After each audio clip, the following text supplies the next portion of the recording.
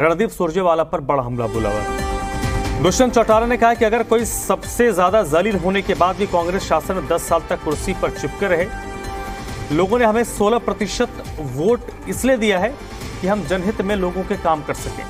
दुष्यंत ने सुरजेवाला पर हमला तेज करते हुए कहा कि हुड्डा सरकार के कार्यकाल और हमारे 7 साल के कार्यकाल का काम देखें। उन्होंने कहा कि ये दोनों बापू बेटा आने वाले विधानसभा चुनाव में कैथल की टिकट भी नहीं लेने देंगे।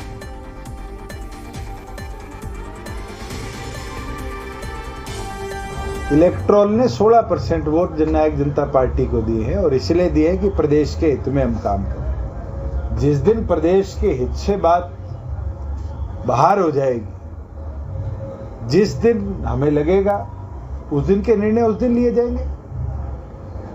ये तो कांग्रेस का अध्यक्ष भी बोलता है मेरे खिलाफ चार्जशीट है। अगर चार्जशीट है कांग्रेस ने चौटाला साहब के खिलाफ बनाई थी, लाके पेश कर देना।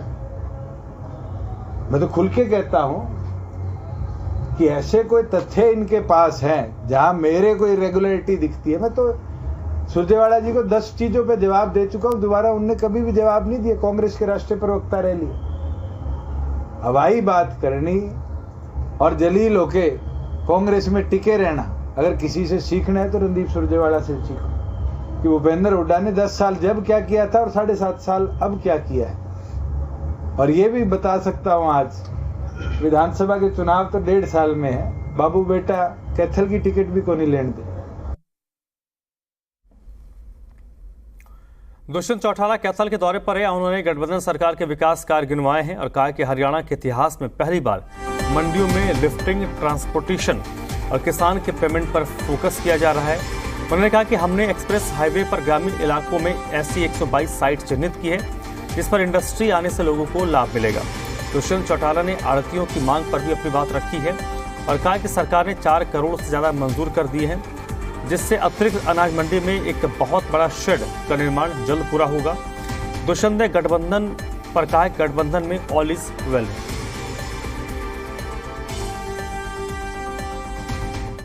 बहुत पुरानी मांग थी, वो पेंडिंग था और आज मैं आपके साथ साझा कर दूं कि सरकार ने 4 करोड़ से ऊपर सैंक्शन कर दिए हैं कि एडिशनल अनाज मंडी के अंदर शेड का निर्माण कार्य जल्द पूरा होगा। उसके साथ साथ इतिहास में पहली बार है जहां हमने लिफ्टिंग, ट्रांसपोर्टेशन और किसान की पेमेंट को फोकस किया। हमने कैथल मंडी का 12 करोड़ 80 लाख रुपया जो दामी है और लेबर फीस है उसको आड़तियों के खातों में ट्रांसफर करने का काम किया। और ये इतिहास में है, 2-2 साल तक दामी और लेबर की पेमेंट्स पहले टाइम पे पेंडिंग रहती थी, मगर 1.25 से 1.5 महीने के अंदर इसको हम कर पाए। रक्षा मंत्री राजनाथ सिंह 29 जून को यमुनानगर में एक जनसभा को संबोधित करेंगे। हरियाणा के शिक्षा मंत्री कंवरपाल गुर्जर ने रैली की जानकारी देते हुए बताया कि 29 जून को यमुनानगर अनाज मंडी में एक विशाल जनसभा होगी, जिसे रक्षा मंत्री राजनाथ सिंह संबोधित करेंगे। उन्होंने बताया कि यह जनसभा अंबाला लोकसभा क्षेत्र के सभी 9 विधानसभा क्षेत्रों में होगी और भारी संख्या में कार्यकर्ता इस रैली में हिस्सा लेंगे। उन्होंने कहा बीजेपी कार्यकर्ताओं में रैली को लेकर काफी उत्साह है और सभी कार्यकर्ता जी जान से रैली की सफलता के लिए जुट चुके हैं।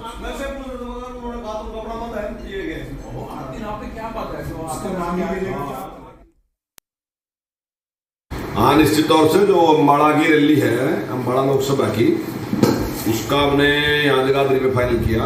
जगाधरी जो अनाज मंडी है उसमें करेंगे और माननीय राजनाथ सिंह जी जो रक्षा मंत्री हमारे, तो उसमें हम सबका मार्गदर्शन करेंगे और कार्यकर्ताओं में बड़ा उत्साह है। मैं समझता हूँ कि बड़ी संख्या में लोग इसमें भाग लेंगे। सिर्फ कहाँ से लोग आएंगे और लगभग कितने लोग आएंगे? नहीं, रैली पूरी लोकसभा की है, 9 की 9 विधानसभा ऐसे सब जगह से लोग आएंगे और बढ़िया कार्यक्रम रहेगा। बुधवार को दिल्ली में हुई हरियाणा बीजेपी की मैराथन बैठक पर हरियाणा बीजेपी के अध्यक्ष ओम प्रकाश धनखड़ ने कहा है कि बैठक मिशन 2024 को लेकर हुई थी।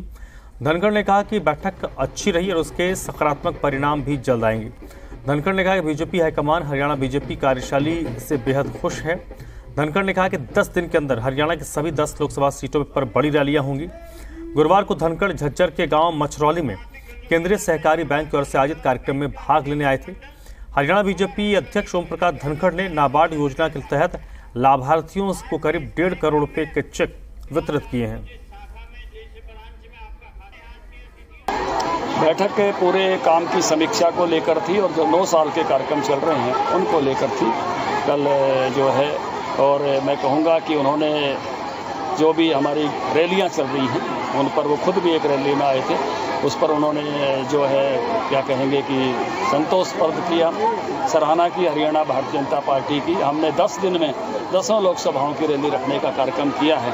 ये पार्टी की अपनी जो संगठनात्मक सामर्थ्य जो है इसमें से अभिव्यक्त होती है। और उसके साथ साथ व्यापारी सम्मेलन, संयुक्त मोर्चा सम्मेलन, लाभार्थी संपर्क, ऐसे काफ़ी सारे काम चले हुए हैं जो पार्टी एक साथ काम कर रही है। मिशन 2024 को लेकर वो बैठक थी और अच्छी बैठक हुई। प्रधानमंत्री नरेंद्र मोदी जी ने नाबार्ड के माध्यम से जो संयुक्त लायबिलिटी ग्रुप हैं उनकी योजना चलाई है। 4-4, 5-5 बहनों के समूह बना के उनको इकट्ठा लोन दिया जाता है, जिससे बहन अपने जो है वो कुछ उद्यम कर सकें, डेयरी कर सकें या कोई अपना सिलाई का काम कर सकें, कोई अचार बनाने का काम कर सकें, कोई आजकल जैसे जो ब्यूटी पार्लर खोले जा सकते हैं वो खोले जा सकें। उसी के निमित्त आज कोऑपरेटिव बैंक भिवानी ने ये कार्यक्रम किया है। कोऑपरेटिव बैंक झज्जर ने ये कार्यक्रम किया है। बीजेपी को पूरे देश ने खुला समर्थन दिया है। हरियाणा में भी बीजेपी सभी 10 लोकसभा सीटों पर जीत दर्ज करेगी। ये दावा हरियाणा के कैबिनेट मंत्री रणजीत सिंह चौटाला का है। उन्होंने कहा कि नरेंद्र मोदी पूरी दुनिया में लोकप्रिय नेता है। लोगों ने उन्हें तीसरी बार प्रधानमंत्री बनाने का मन बनाया है। सिरसा के इतिहास में इतनी बड़ी रैली कम ही हुई है। अगले चुनाव में जो जिम्मेदारी मिलेगी वो निभाएंगे। गठबंधन पर चौटाला ने कहा कि गठबंधन उनका नहीं है, बीजेपी और जेजेपी का है, इसलिए ये उनका फैसला होगा। हरियाणा में इनेलो और आम आदमी पार्टी की ज़्यादा चर्चा नहीं है, इसलिए अमित शाह ने अपने संबोधन में इन दोनों पार्टियों के बारे में बात नहीं की है। भारतीय जनता पार्टी 30 साल के इतिहास के बाद एनडीए यूपीए की सरकार बनी। फ्रांस जर्मनी में भी जब कोलिशन पीरियड आया 30 साल चले, उसके बाद 2 पार्टी सिस्टम आ गया। मोदी जी को पहली बार मैंडेट मिला कि सिंगल पार्टी ने 301 वोट लेके बनाया। पूरे देश में दूसरे प्रधानमंत्री वो हैं जिन्हें लोगों ने तीसरी बार चुनने का भी मन बना दिया। उनका पिछला हिसाब देखें तो विश्वास बनता है, क्योंकि उन्होंने उत्तर प्रदेश में कहा था कि 85 जीत के दूंगा। ये तो 10 सीट है, मैं नहीं मानता कुछ ज़्यादा दिक्कत नहीं उसकी, 10 सीट जिता के देंगे। देखिए, गठबंधन मेरा उनका नहीं है, गठबंधन भारतीय जनता पार्टी का और जेजेपी का है। इसमें मैं अधिकृत आदमी नहीं हूँ, इस पर वही दोनों बताएंगे कि उनका गठबंधन चलेगा या नहीं चलेगा। मैं तो इस पक्षधर का हूँ कि पार्टी का आपस में सब ठीक चलना चाहिए। हमारा 3.5 साल बढ़िया चल रहा है, आगे भी ठीक चलना चाहिए। पर फिर भी कोई निर्णय लेंगे तो उन दोनों का आपस में वो चलाएं या नहीं चलाएं, ये नहीं। हम पूरी तरह से, हम जो 6 हैं, हम पूरी तरह से सरकार के साथ। हमने एक बार नहीं, जब तक सरकार है, जब तक ये इसका विधानसभा का टेन्योर है, हम में एक भी कभी नहीं कुछ मिले नहीं मिले, इस बात का भी देखें हम सरकार के साथ। देखिए, इनेलो का ज़्यादा चर्चा है भी नहीं। देखिए, जो पार्टी सामने विपक्ष हो उसका भी चर्चा होता है, जो नहीं होना। उन्होंने आम आदमी पार्टी का हरियाणा में ना इनेलो का कोई असर है ना आम आदमी पार्टी का असर है, इस करके उन्हें चर्चा करने का कोई मतलब नहीं था। और बिजली को लेकर हरियाणा के बिजली मंत्री रणजीत चौटाला ने कहा है कि हरियाणा में बिजली की कोई कमी नहीं है। हरियाणा में लाइन लॉस में अभूतपूर्व कमी आई है। बिजली मंत्री ने बताया कि सुप्रीम कोर्ट और एनजीटी के निर्देश के मुताबिक नवंबर से फरवरी तक एनसीआर में जनरेटर चलाने पर रोक है। इसके बाद हरियाणा में बिजली की कोई कमी नहीं है। 1% लाइन लॉस कम होने पर विभाग को 200 करोड़ का राजस्व का लाभ होता है।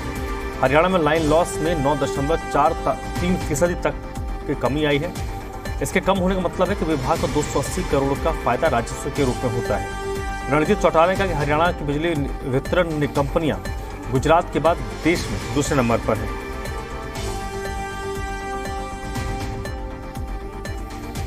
हमारे पास आज तक कहीं भी दिक्कत नहीं आती। देखिए, हम सुप्रीम कोर्ट की गाइडलाइंस है, एनजीटी की गाइडलाइंस है कि जब ये एनसीआर जो है, हम क्योंकि आप समझिएगा 60% हरियाणा उसमें आता है।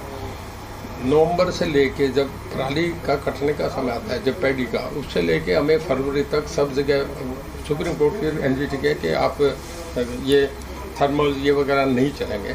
हमारी इंडस्ट्री, तो हमने सारा, हम जनरेटर्स नहीं चलाएंगे, तभी हम पावर पे चलाते हैं। कभी देखो पंजाब में ऐसा हो सकता है ऑफिस 7 से 2 करके, अगर हमारे यहाँ कहीं भी है नहीं, पावर 24 घंटे दे रहे हैं, टेक्निकल फॉल्ट तो कहीं भी हो जा सकता है। और हमारा बहुत बढ़िया चल रहा है कि अभी हमारा लाइन लॉस जो है एटेंसी पे हमारा 9.43 हो गया। रोहतक में आम आदमी पार्टी के वरिष्ठ उपाध्यक्ष अनुराग ढांडा ने बीजेपी और कांग्रेस को निशाने पर लिया। उन्होंने कहा कि ना तो भारतीय जनता पार्टी 4D है, ना ही कांग्रेस 3D है, बल्कि इनका एक कॉमन डी है और वो है ड्रामा। दोनों ही पार्टी राजनीतिक ड्रामा कर रही है। बीजेपी ओल्ड पेंशन स्कीम नहीं दे रही तो कांग्रेस ने ओल्ड पेंशन स्कीम को बंद करने का काम किया था। अनुराग ढांडा ने कहा कि प्रदेश के गंभीर मुद्दों पर कांग्रेस गंभीर नहीं है। उन्होंने दोहराया कि भूपेंद्र हुड्डा बीजेपी से मिले हुए हैं और जनता को शक है कि अगर कांग्रेस के प्रदेश में 8 या 10 सीटें आ जाती हैं तो ही प्रदेश में तीसरी बार बीजेपी का सरकार न बनवा दे। भूपेंद्र हुड्डा की तरफ से अमित शाह को मित्र बताए जाने पर सवाल उठाते हुए कहा कि भूपेंद्र हुड्डा बताएं कि कौन सा भ्रष्टाचार की फाइल है, इससे भूपेंद्र हुड्डा डरे हुए हैं और बीजेपी का साथ दे रहे हैं। बीजेपी ने कहा ये कांग्रेस 3D है, कांग्रेस ने कहा ये बीजेपी 4D है, लेकिन दरअसल ना ये 3D का मामला है ना ये 4D का मामला है, ये एक ही डी है। कुल मिला के दोनों पार्टियों का एक कॉमन डी है, वो है ड्रामा। ये दोनों पार्टियां ड्रामा कर रही हैं, एक दूसरे के खिलाफ जो मूलभूत मुद्दे हैं उनके ऊपर बात नहीं करते हैं, पॉलिटिकल बयानबाजी करके एक दूसरे का विपक्ष दिखना चाहते हैं।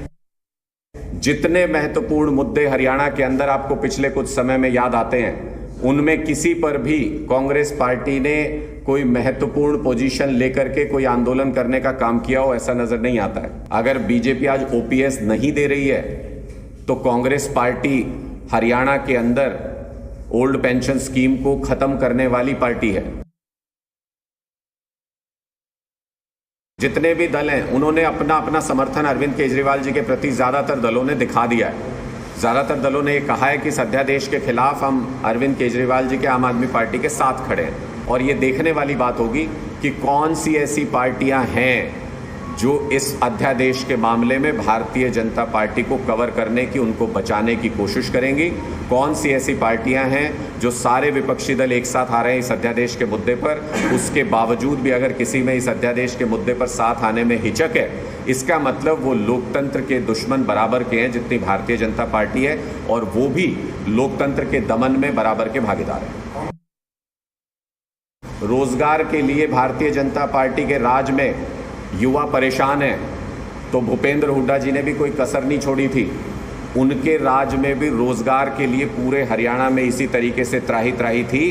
अपने खास लोगों को पर्ची के जरिए रोजगार देने के लिए पूरे हरियाणा में बदनाम रहे हुड्डा साहब। इसलिए हम बार बार ये कहते हैं कि हरियाणा को एक नए विकल्प की जरूरत है, हरियाणा को आम आदमी पार्टी की जरूरत है। लोक लेखा समिति के चेयरमैन और मुलाना से विधायक वरुण चौधरी ने यमुनानगर पहुंचकर माइनिंग अधिकारियों के साथ बैठक की है और उसके बाद धरातल पर पहुंचकर माइनिंग साइट्स का निरीक्षण किया है। माइनिंग साइट्स पर खामियां पाए जाने पर वरुण चौधरी ने अधिकारियों को मौके पर ही कार्रवाई के निर्देश दिए। आसपास के ग्रामीणों ने भी लेखा समिति के चेयरमैन से मिलकर खामियां पाई जाने वाली एजेंसियों के खिलाफ कार्रवाई की मांग की है। वरुण चौधरी ने अधिकारियों से कहा कि अधिकारी अपने बेहतर काम के लिए माइनिंग प्लान और वातावरण की शुद्धता का अध्ययन जरूर करें, तभी उन्हें माइनिंग के बारे में सही जानकारी मिल पाएगी। समिति के चेयरमैन वरुण चौधरी ने बताया कि अवैध खनन को रोकने के लिए 7 चेक पोस्ट बनाई गई, जिसमें कुछ चेक पोस्ट का दौरा किया और खामियां पाई गई। अधिकारियों को कार्रवाई करने, रिपोर्ट सबमिट करने के निर्देश दिए गए।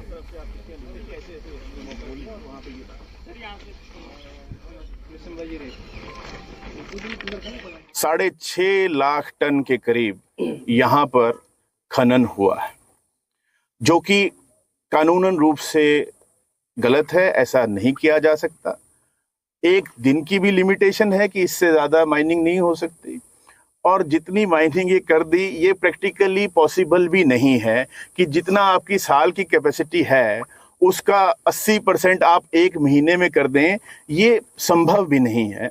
और जो हमने साइट पे देखा है, ना तो कहीं कोई खड्डा दिखाई दिया, ना यहाँ कहीं कोई लेबर है, ना यहाँ ये जो वे ब्रिज है वो भी आप देख रहे हैं, इनके दफ्तर में भी देख लिया, वहाँ पर एक भी कागज नहीं है, ना खाली है ना भरा हुआ है, जबकि ये जिम्मेदारी है, यहीं पे ही सभी कागज होने चाहिए, लेकिन ऐसा कुछ पाया नहीं गया है। डायरेक्टर माइंड साथ हैं, उनको सारा संज्ञान में ला दिया है और जो उचित कार्रवाई बनती है। इनको कितनी जमीन अलॉटमेंट हुई, कहाँ ने खुदाई कर रहे, अंधे से अंधे आदमी को पता लग जाए खड्डा पड़े, आप पूरी नदी में घूम लो, वो वीडियो भी हम आपको देंगे।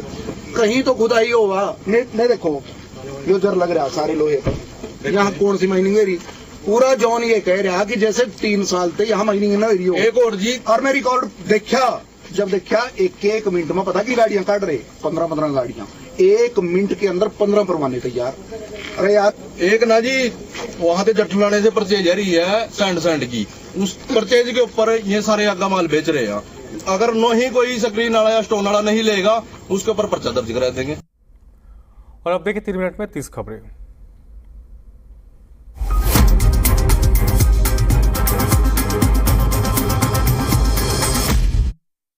प्रायोजक बैद्यनाथ गाय का देसी घी, शुद्ध भी स्वादिष्ट भी। व्हाइट हाउस में प्रधानमंत्री मोदी का जो बाइडेन और लिज बाइडेन के साथ डिनर, प्रधानमंत्री के सम्मान में राजकीय रात्रि भोज का आयोजन। संसद में बोले प्रधानमंत्री मोदी का अमेरिका सबसे पुराना और भारत सबसे बड़ा लोकतंत्र, बाइडेन बोले भारत और अमेरिका के डीएनए में लोकतंत्र। प्रधानमंत्री मोदी के संबोधन के बाद अमेरिकी संसद में लगे भारत माता के जय और वंदे मातरम के नारे, एंट्री के दौरान भी मोदी से गूंजी संसद। आज विपक्षी दलों की अहम बैठक में शामिल होंगे मुख्यमंत्री केजरीवाल, केंद्र के अध्यादेश पर चर्चा की मांग, पंजाब के सीएम भगवंत मान भी रहेंगे मौजूद। कई नेताओं ने थामा दिल्ली बीजेपी का दामन, वीरेंद्र सचदेवा ने किया स्वागत, आम आदमी पार्टी पर साधा निशाना। ऊर्जा मंत्री आतिश ने बीजेपी पर लगाया आरोप, कहा मुफ्त बिजली को रोकना चाहती है बिजली।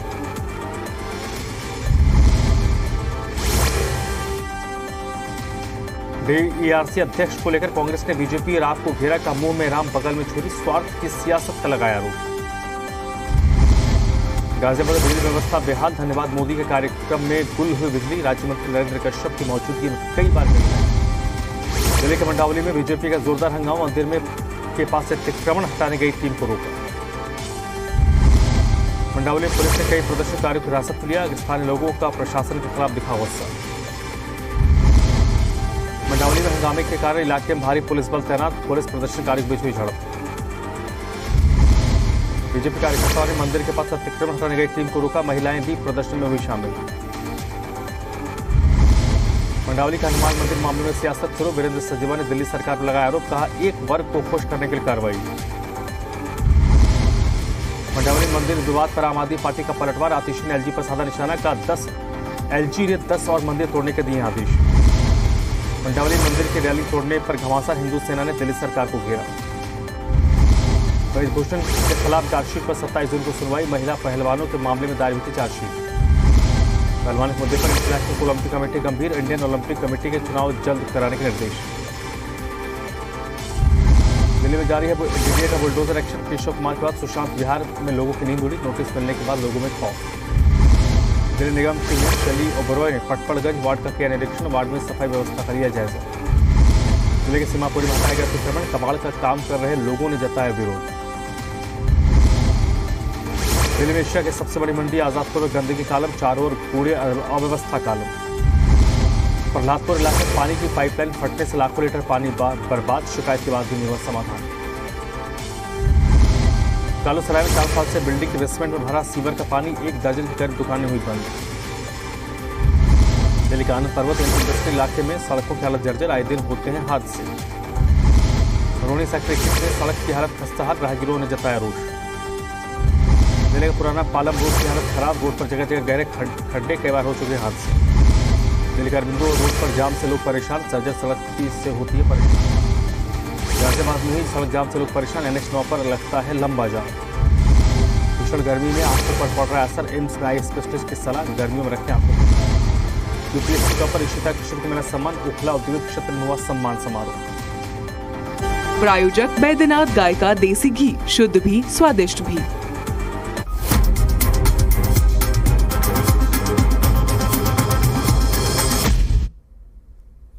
पंजाब कैबिनेट ने सरकारी कॉलेजों में सहायक प्रोफेसर्स के 320 पद सृजित करने का फैसला किया है। साथ ही पावर ऑफ अटॉर्नी का दुरुपयोग को रोकने के लिए इंडियन स्टैंप एक्ट 1899 में संशोधन को मंजूरी दे दी है।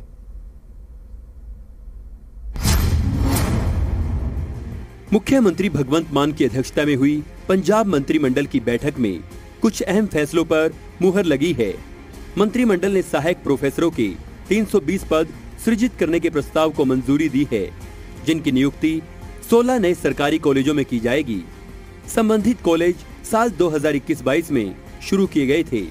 कैबिनेट ने संबंधित कॉलेजों के लिए लाइब्रेरी रिस्टोरर के 16 और लैब अटेंडेंट के 64 पद सृजित करने की भी मंजूरी दी। इसके अलावा कैबिनेट ने 645 सहायक प्रोफेसरों की सीधी भर्ती के लिए आयु सीमा को 37 साल से बढ़ाकर 42 साल करने की भी मंजूरी दी। ਉਹਦੇ ਵਿੱਚ कई महत्वपूर्ण फैसले ले गए, ਜਿਹਦੇ ਵਿੱਚ सहायक प्रोफेसर ਦੀਆਂ पोस्टां ਕੱਢੀਆਂ ਗਈਆਂ। आने वाले दिनों के नोटिफिकेशन जारी होंगे। इस तो इलावा जिहड़े प्रोफेसर ने, असिस्टेंट प्रोफेसर ने, उन्हां दी जिहड़ी एज लिमिट सी जिहड़ी पहला 37 साल से असीं 37 साल तो बढ़ा के 42 साल कर देती है। पंजाब मंत्रिमंडल ने इंडियन स्टाम्प एक्ट 1899 में संशोधन की स्वीकृति दी है। इसके तहत ब्लड रिलेशन से बाहर किसी व्यक्ति के नाम प्रॉपर्टी की पावर ऑफ अटॉर्नी देने पर 2% स्टाम्प शुल्क लगेगा। सरकार की कोशिश पावर ऑफ अटॉर्नी के दुरुपयोग और प्रॉपर्टी की खरीद फरोख्त में होने वाली धोखाधड़ी पर अंकुश लगाने की है। बच्चे, माता पिता, दादा दादी, स्पाउस, घरवाले, भैन, जे इन्हां दे विच ब्लड रिलेशन च कोई किसी प्रॉपर्टी की पावर ऑफ अटॉर्नी होगी तो वो बिल्कुल फ्री होगी। पर जे ब्लड रिलेशन तो बाहर कोई पावर ऑफ अटॉर्नी दी जाऊगी वो 2% फीस लाई जाऊगी, क्योंकि बहुत बार सुनिया गया है कि गलत इस्तेमाल हो जाते उन्होंने पावर ऑफ अटॉर्नियां दे। बाद पावर ऑफ अटॉर्नी देने वाला भी पछताता है। और कई बार लोग ये भी करते हैं कि चलो रजिस्ट्री कराने की लोड़ है, पावर ऑफ अटॉर्नी दी चलते हैं। सो ताकि लोगों को खजल खुआरी ना हो, धोखेबाजी तो लोग बच सकन, ये फैसला हुआ। दरअसल पावर ऑफ अटॉर्नी मिलने पर संबंधित व्यक्ति अचल संपत्ति की बिक्री करने का अधिकारी बन जाता है। लेकिन सरकार के ताजा फैसले से गरीबों की आवास संबंधी कल्याण योजनाओं के तहत अलॉट मकान को पावर ऑफ अटॉर्नी का दुरुपयोग करके बेचने के मामलों पर रोक लग सकेगी। ब्यूरो रिपोर्ट, जी मीडिया।